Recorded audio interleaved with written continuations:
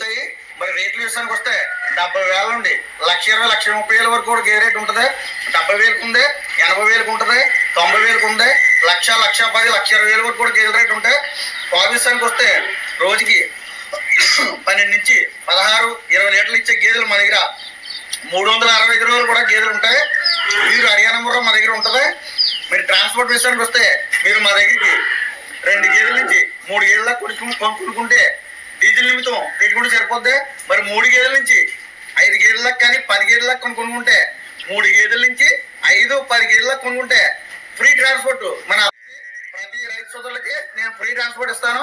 మరి రేట్ల విషయానికి వస్తే 70,000 నుండి 1,20,000 1,30,000 వరకు కూడా గేదె రేట్ ఉంటుంది.